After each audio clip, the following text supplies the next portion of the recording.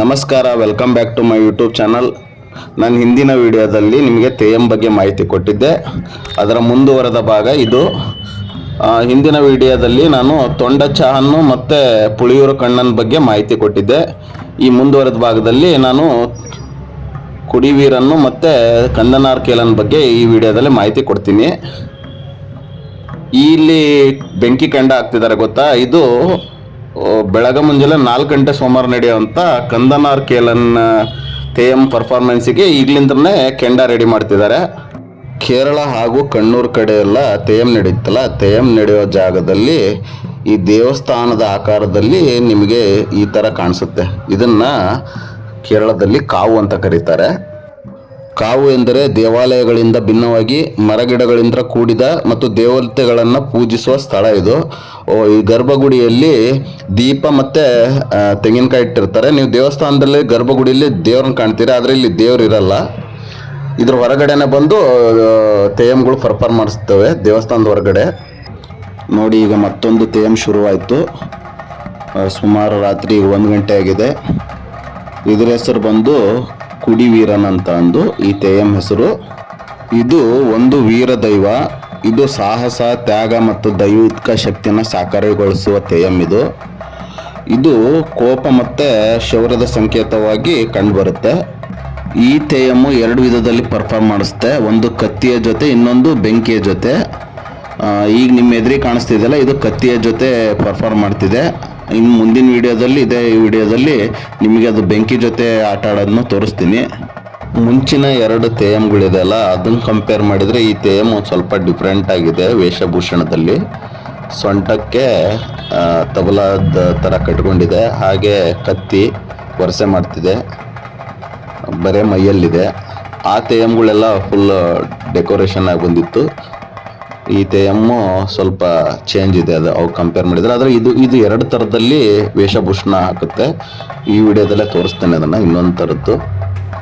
ಈಗ ಇಲ್ಲಿ ಒಂದು ಸಣ್ಣ ದೇವಸ್ಥಾನ ಥರ ಮಾಡ್ಕೊಂಡಿದ್ದಾರೆ. ಅಲ್ಲಿ ದೇವರಿದೆ, ಅಲ್ಲಿ ನೋಡಿ ದೀಪ ಹಚ್ಚಿದ್ದಾರೆ. ಅಲ್ಲಿ ಅದರ ಎದುರಿಗೆ ಇದು ಪರ್ಫಾರ್ಮ್ ಮಾಡ್ತಿದೆ.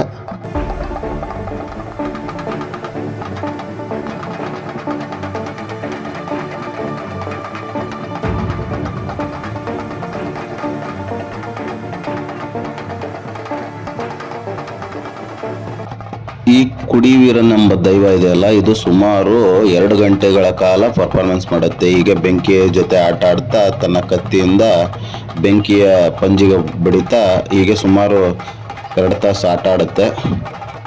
ಸುಮಾರು ಕೇರಳದಲ್ಲಿ 456 ಬಗೆಯ ತೆಯ್ಯಂಗಳದು ಅಂತ ಹೇಳಿದೆಯಲ್ಲ, ಆ ತೆಯ್ಯಂಗಳಲ್ಲೂ ಇದು ಒಂದು ತೆರನಾದ ತೆಯ್ಯಮ್ಮು ಅತಿ ಶಕ್ತಿಶಾಲಿ ಮತ್ತು ಧೈರ್ಯಶಾಲಿ ದೈವ. ಇದು ಭೂಮಿಯಲ್ಲೇ ಅತ್ಯಂತ ವೀರಶಾಲಿಯಾದ ವಂಶದಲ್ಲಿ ಜನಿಸಿದ ಈ ದೈವದ ಹೆಸರೇ ಕುಡಿವೀರನ್ನು. ಆಯುಧ ಅಭ್ಯಾಸದಲ್ಲಿದು ಬಹಳ ಎಕ್ಸ್ಪರ್ಟ್ ಇದೆ ಈ ದೈವ. ಮತ್ತು ಶತ್ರುಗಳನ್ನು ಸಂಹಾರ ಮಾಡೋದ್ರಲ್ಲೂ ಮುಂದಿದ್ದಂಥ ದೈವ ಅಂತ ಹೇಳ್ತಾರೆ ಇದನ್ನು. ಈ ಕುಡಿವೀರನ್ ದೈವ ಶತ್ರುಗಳಲ್ಲಿ ಭಯವನ್ನು ಉಂಟು ಮಾಡಿ ಊರಿನ ಜನತೆಗೆ ಒಳಿತು ಮಾಡ್ತಿ ಬದುಕ್ತಿದ್ದಂತೆ. ಈಗ ಯಾರಾದರೂ ಒಬ್ರು ಚೆನ್ನಾಗಿ ಬದುಕ್ತಾರ ಅಥವಾ ಸಾಮಾನ್ಯ ಜನಕ್ಕೆಲ್ಲ ಸಹಾಯ ಮಾಡಿಕೊಂಡು ಅವ್ರ ಜೀವನ ನಡೆಸ್ತಿದ್ದಾರೆ ಅಂದಾಗ ಅಲ್ಲಿ ಅಸೂಯೆಗಳು ಬರೋದು ಕಾಮನ್ನು. ಹಾಗೆ ಈ ಕುಡಿವೀರನ್ಗೂ ಅಸೂಯೆಗಾರರು ಸೃಷ್ಟಿಯಾಗ್ತಾರೆ. ಅಸೂಯೆಗಾರರು ದೂರುಗಳ ಸುರಿಮಳೆಯನ್ನು ಹೇಳ್ತಾರೆ. ಯಾರಿಗೆ? ಸ್ವರ್ಗರಾಜನ ಹತ್ತಿರ ಹೋಗಿ ಹೇಳ್ತಾರೆ. ಸ್ವರ್ಗರಾಜನ ಏನು ಮಾಡ್ತಾನೆ ಅಂದರೆ ಕಾಲದೂತನನ್ನು ಭೂಮಿ ಕಳಿಸ್ತಾನೆ. ಕಾಲದೂತವನ್ನು ಭೂಮಿ ಕಳಿಸಿದಾಗ ವಿಧಿಗೆ ಶರಣಾದ ವೀರನು ಕಾಲದೂತನ ಜೊತೆಗೆ ತಿರಿನಲ್ಲಿಗೆ ಹೋಗ್ತಾನೆ. ತಿರಿನಲ್ಲಿಗೆ ಹೋಗಿ ಅಲ್ಲಿ ಮಯತ್ತಾನು ಕಡಿವೆಯಲ್ಲಿ ಅಂತರ ಆದನು ಅಂತ ಹೇಳ್ತಾರೆ, ಅಂದರೆ ಅಲ್ಲಿ ಐಕ್ಯ ಆದನು ಅಂತ ಹೇಳ್ತಾರೆ. ಹೀಗೆ ಈ ಕುಡಿವೀರನ್ನು ತೆಯ್ಯ ಕೋಲವಾಗಿ ರೂಪುಗೊಂಡನು ಅಂತ ಪುರಾಣದಲ್ಲಿ ಹೇಳ್ತಾರೆ.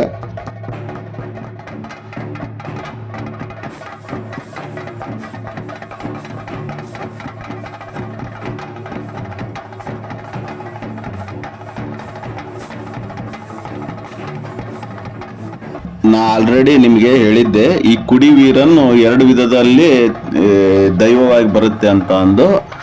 ನೋಡಿ, ಮುಂಚೆ ಒಂಥರ ಇತ್ತು, ಈಗ ನೋಡಿ ಈ ಥರ ಡ್ರೆಸ್ನಲ್ಲಿ ಬಂದಿದೆ. ಅಂದರೆ ಫುಲ್ ಪ್ರೊಟೆಕ್ಟ್ ಆಗಿ ಬಂದಿದೆ. ಈಗ ಇದು ಈ ದ್ವೀಪದ ಸುತ್ತ ಸುತ್ತುತ್ತೆ. ಹಾಗೆ ಇದು ಮಾಂಸ ಪ್ರಿಯ. ಇದು ಕೋಳಿಯನ್ನ ಕಡಿದು ತಿನ್ನುತ್ತೆ. ತೋರಿಸ್ತೇನೆ ನಾನು ಈ ವಿಡಿಯೋದಲ್ಲಿ ನಿಮಗೆ. ಈಗ ನೋಡಿ, ಬೆಂಕಿಯನ್ನ ಪ್ರದಕ್ಷಿಣೆ ಆಗ್ತಿದೆ, ಸುತ್ತುವರಿತಾ ಇದೆ. ಈ ಕುಡಿವೀರನ್ನು ಪೂಜೆ ಆದಾಗ ಈ ತರ ಕೋಳಿಯನ್ನ ಬಲಿ ತಗೊಳ್ಳುತ್ತೆ. ನೋಡಿ, ಅಲ್ಲಿ ಕೋಳಿಯ ರುಂಡ ಹಾಗೂ ಮುಂಡವನ್ನ ಬೇರ್ಪಡಿಸುತ್ತೆ. ನೋಡಿ, ಕಟ್ ಮಾಡ್ತು ಬಿಸಾಕ್ತದೆ ಅದರಲ್ಲಿ ಬೆಂಕಿಲಿ. ಕೋಳಿ ತೀರೋಯ್ತು. ಇದು ಬಲಿ ತಗೊಳ್ಳೋ ವಿಧಾನ. ಇದು ಕುಡಿವೀರನ್ನು. ಈ ಕುಡಿವೀರನ್ನು ಕೋಳಿಯನ್ನ ಬಲಿ ತಗೊಂಡ್ಮೇಲೆ ಶಾಂತವಾಗ್ತಾನೆ ಅಂತ ಹೇಳ್ತಾರೆ. ಈ ಶಾಂತವಾದ ಮೇಲೆ ಮತ್ತೊಂದು ಸಾರಿ ದೀಪದ ಸುತ್ತ ಪ್ರದಕ್ಷಿಣೆ ಹಾಕಿ ಕುಣಿದು ತನ್ನ ಮೂಲ ಸ್ಥಳಕ್ಕೆ ಹೋಗ್ತಾನೆ ಅಂತ ಹೇಳ್ತಾರೆ. ಈಗ ಸಮಯ 3:30 ಬೆಳಗ್ಗೆ. ಈ ತೆಯ್ಯಂ ಮುಗಿದ ಮೇಲೆ ನೆಕ್ಸ್ಟ್ ಬರೋದೇ ಕಂದನಾರ್ ಕೇಲನ್. ಬೆಂಕಿಯ ಜೊತೆ ಆಟ ಆಡುತ್ತೆ ಅದು. ಈ ತೆಯ್ಯಂಗಳಲ್ಲೇ ಅತಿ ಶಕ್ತಿಯುತ ಮತ್ತು ಅತಿ ಧೈರ್ಯಶಾಲಿ ತೆಯ್ಯಂ ಅಂತ ಹೇಳ್ತಾರೆ ಅದನ್ನ. ಕಂದನಾರ್ ಕೇಲನ್ ತೆಯ್ಯಂ ಬಗ್ಗೆ ನನ್ನ ಮುಂದಿನ ವಿಡಿಯೋದಲ್ಲಿ ಅದರ ಬಗ್ಗೆ ಮಾಹಿತಿ ಕೊಡ್ತೀನಿ. ಈ ವಿಡಿಯೋ ಇಷ್ಟ ಆಗಿದ್ರೆ ದಯವಿಟ್ಟು ಸಬ್ಸ್ಕ್ರೈಬ್ ಮಾಡಿ, ಹಾಗೆ ಲೈಕ್ ಮಾಡಿ. ನಿಮಗೆ ಈ ತೆಯ್ಯಂ ಬಗ್ಗೆ ಏನಾದರೂ ಅಭಿಪ್ರಾಯ ಇದ್ದರೆ ಕಮೆಂಟ್ ಮಾಡಿ. ಎಲ್ಲರಿಗೂ ಒಳ್ಳೆಯದಾಗಲಿ.